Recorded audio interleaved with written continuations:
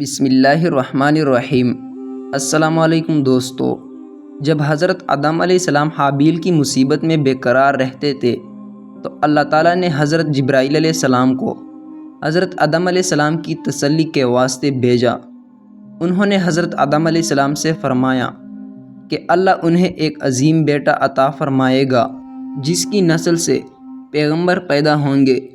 چنانچہ حابیل کے مرنے کے 5 سال بعد حضرت آدم علیہ السلام کے ہاں ایک فرزند پیدا ہوا جس کا نام شیث رکھا۔ شیث کے معنی ہے اللہ کا عطا کردہ۔ آپ نے اپنے بیٹے کا نام شیث اس لیے رکھا کہ یہ حابیل کے قتل کے بعد اللہ تعالیٰ کی طرف سے تحفہ تھا۔ ابن اسحاق رضی اللہ تعالیٰ عنہ فرماتے ہیں کہ جب آدم علیہ السلام کی وفات کا وقت آیا تو آپ نے اپنے بیٹے شیث علیہ السلام کو وصیت فرمائی اور دن رات کے اوقات کی تعلیم دی، ان اوقات کی عبادات سکھائے اور ایک بڑے طوفان کی پیشنگوئی کی۔ جب حضرت آدم علیہ السلام کی وفات کا وقت قریب آیا تو آپ نے اپنے بیٹوں سے جنت کا پھل کھانے کی خواہش ظاہر فرمائی۔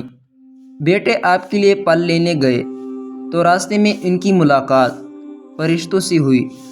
ان کے پاس کفن تھا اور خوشبو تھی، ساتھ ہی کلہاڑیاں، بیلچے اور ٹوکریاں تھے۔ فرشتوں نے ان سے پوچھا، آدم کے بیٹو، کہاں جانے کا ارادہ ہے اور کیا تلاش کر رہے ہو؟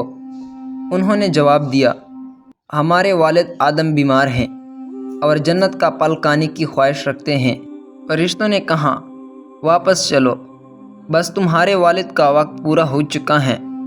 فرشتے آدم علیہ السلام کے پاس آئے تو حوا علیہ السلام نے انہیں پہچان لیا اور آدم علیہ السلام کی اوٹ میں ہو گئے۔ آپ نے فرمایا، میرے پاس سے ہٹ جاؤ، میں تم سے پہلے پیدا ہوا ہوں۔ میرے اور میرے رب کے فرشتوں کے درمیان رکاوٹیں مت پیدا کرو۔ فرشتوں نے آپ کی روح قبض کی، کفن پہنایا، خوشبو لگائی، گڑھ کھود کر لحد بنائی اور آپ کی نماز جنازہ ادا کی۔ پھر آپ کو قبر میں رکھا اور اوپر سے مٹی ڈال دی اور آدم علیہ السلام کے بیٹوں سے مخاطب ہو کر کہا، میت کو دفنانے کا یہ طریقہ ہے۔ حضرت آدم علیہ السلام کے دفن کے بارے میں اختلاف ہے۔ مشہور یہ ہے کہ ہندوستان میں جس پہاڑ پر آسمان سے اتارے گئے اسی پہاڑ میں دفن ہوئے۔ بعض حضرات کا قول نقل کیا ہے کہ طوفان نوح میں حضرت نوح علیہ السلام نے حضرت آدم و حوا کو ایک تابوت میں اٹھا کر بیت المقدس میں دفن کیا۔ بعض روایت میں آتا ہے کہ آپ کا سر مسجد ابراہیم کے پاس اور پاؤں بیت المقدس کی چٹان کے پاس ہیں۔ حضرت آدم علیہ السلام کے انتقال کے 1 سال بعد حضرت حوا علیہ السلام فوت ہوئے۔ حضرت آدم علیہ السلام کی عمر کے بارے میں اختلاف ہے۔ حضرت عبداللہ ابن عباس اور ابو ہریرہ رضی اللہ تعالی عنہ فرماتے ہیں کہ آپ کی عمر لوح محفوظ میں 1000 برس تحریر تھی۔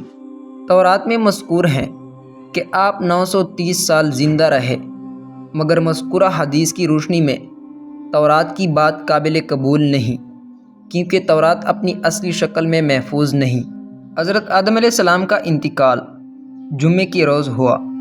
ابن اسحاق رضی اللہ تعالی عنہ فرماتے ہیں کہ آدم کی وفات پر سورج اور چاند 7 دن 7 رات تک گہنائے رہے اور ان کی روشنی ماند پڑ گئی تھی۔ ناظرین، پھر اسی طرح حضرت آدم علیہ السلام کی وفات کے بعد پیغمبروں کا سلسلہ شروع ہوا۔